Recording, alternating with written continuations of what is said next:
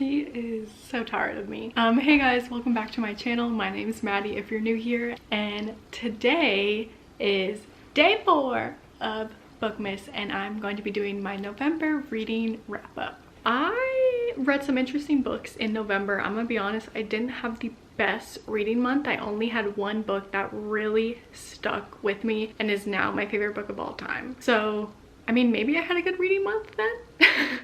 But the other 8 books were just like, you know. So I read 9 total books. I listened to 2 audiobooks.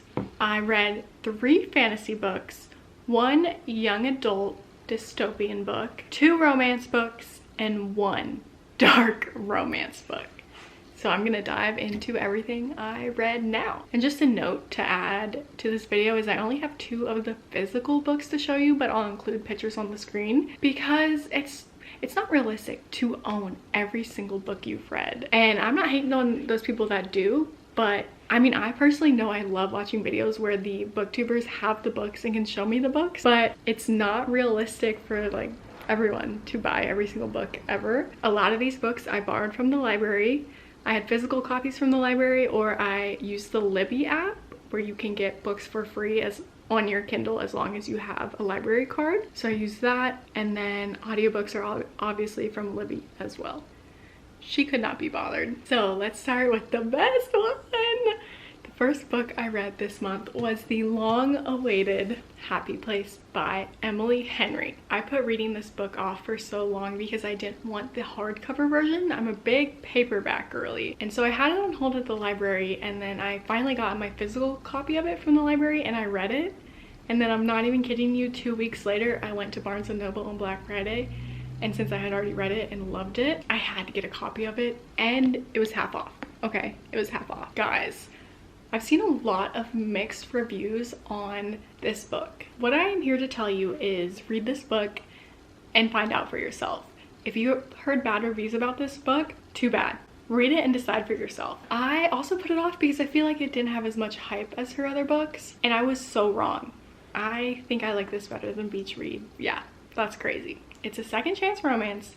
It's fake dating. It's found family. I don't know. This book is everything. It's about Harriet and Wynne. They dated for years and then broke up. I think this book gets a bad rap from other Emily Henry lovers because in this one, the breakup was a miscommunication trope, and that's not a spoiler. It says it kind of on the back of the book. You know they broke up, but you don't know how it's gonna end in the end. And I think some people were saying that they hate miscommunication tropes, and I do too, because like, just figure it out, just talk it out. But I don't think the miscommunication or the reason that they broke up in this book is silly. And obviously there are heavier themes in this, and I love the characters so much.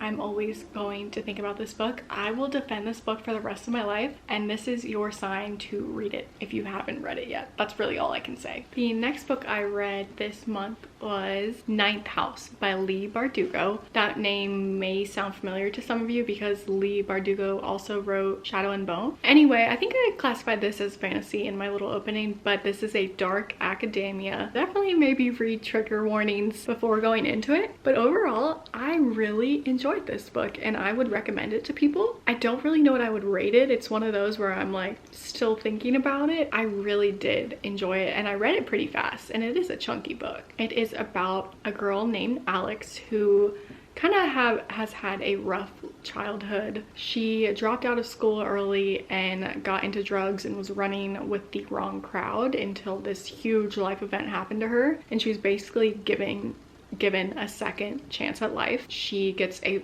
full ride to Yale, but there's a catch. She has to monitor their secret societies and all of the responsibilities that go along with that job, which is a hard job.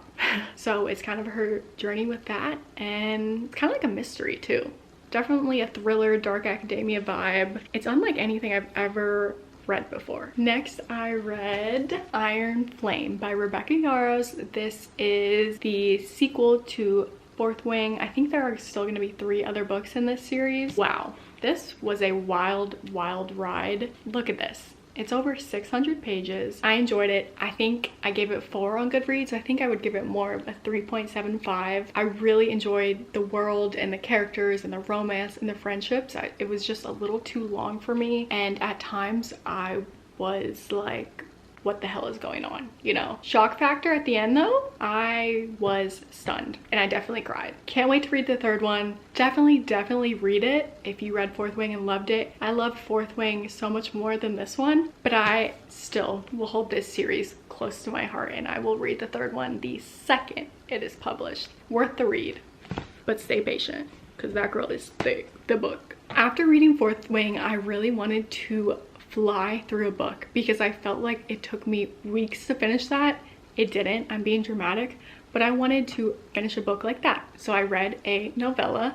I read That One Night by Emily Rath. It's actually part of the Jacksonville Rays series. You guys have probably heard of the first one in the series. It's called Pucking Around with a P because it's a hockey romance. And basically this one is just a prequel novella. I think it took me an hour and a half to read on my Kindle. It's on Kindle Unlimited and I really enjoyed it. I'm definitely gonna read this series eventually, but you don't have to read them right after another, and you actually don't even have to read this one to read Pucking Around.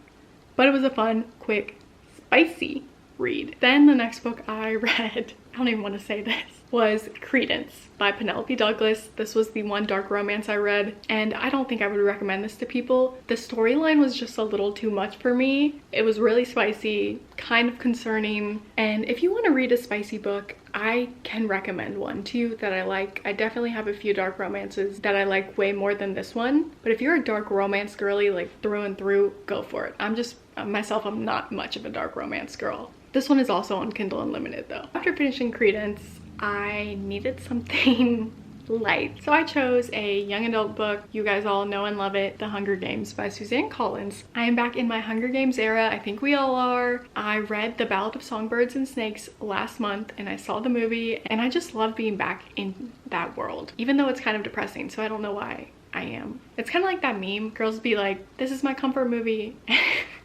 It's literally The Fault in Our Stars, where it has a horribly sad ending. But after watching the new movie, I rewatched all of the old ones, and I also wanted to reread all of the books because I haven't read them in, what, 10 years? So luckily, a few months ago, I placed a hold on it at the library, and it was my turn to read it this month. Loved it.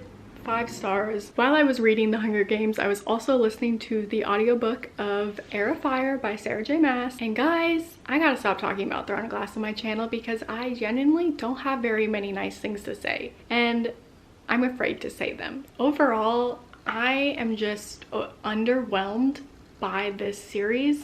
I love ACOTAR so much. I can't get into Throne of Glass, and I don't feel so bad saying that because I know there are people that agree with me. And I keep seeing people say, give it some time, give it a chance. But I've read 4 books in the series and my heart's not in it. And I want to be in it so bad. I'm just not. I read Assassin's Blade, Throne of Glass, Crown of Midnight a few months ago. And I put down the series and told myself I would come back to it. And I put Heir of Fire on hold at the library, and the audiobook became available first, so I was like, that's a good idea to listen to the audiobook since I wasn't really invested in the series in the first place. And I told myself, if I end up hating it, it's not really a waste of time since you listen to it on audiobook while you're working, doing laundry, stuff like that. It was just okay. There were a few moments that I really liked, but overall, I think I have to DNF the series.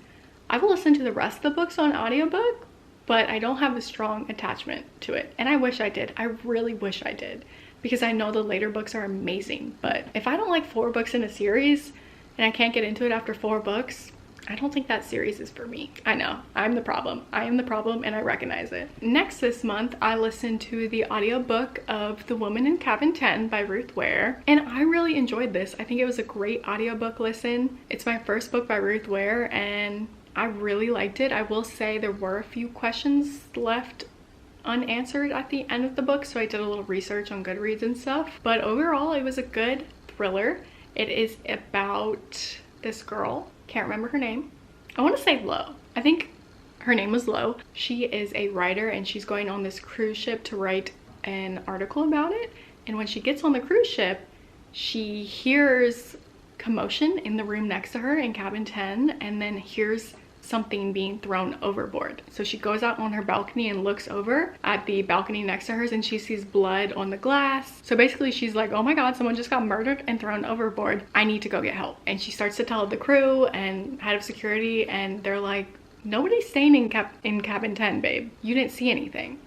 And so everybody's gaslighting her. You're starting to think, did this actually happen? She's starting to think, did this actually happen? Because she's also an unreliable narrator, because she talks about how she's always drunk and stuff like that. And it's crazy. There were times it was kind of slow, but since I listened to it on the audiobook, I didn't mind that at all. Definitely recommend. Unsure of a rating, maybe like 3.5 stars. The last book I read in November was Heir of Broken Fate by Mads Rafferty. This is an adult fantasy novel, and I actually saw the author on TikTok promoting it, and she was young. I think she was around my age, like 26, and I wanted to support her. It is on Kindle Unlimited, so I downloaded it. And just to be honest, it wasn't my favorite book. The best way to describe it is it felt like at times it was too simple for fantasy, but then at other times I also couldn't understand what was going on. I would love to support new authors, and you guys should go check it out for yourself and see what you think. It has a pretty good rating on Goodreads, but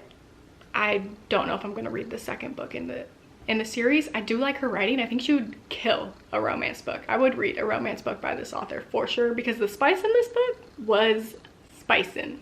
These were my opinions. You guys can go make your own opinions. Anyways, thank you guys so much for watching what I read in November. I am having so much fun doing Bookmas, and I would love it if you guys liked and subscribed down below. I have more reading vlogs for Bookmas coming soon, and I hope you guys will stick along. Bye. Ruby says bye.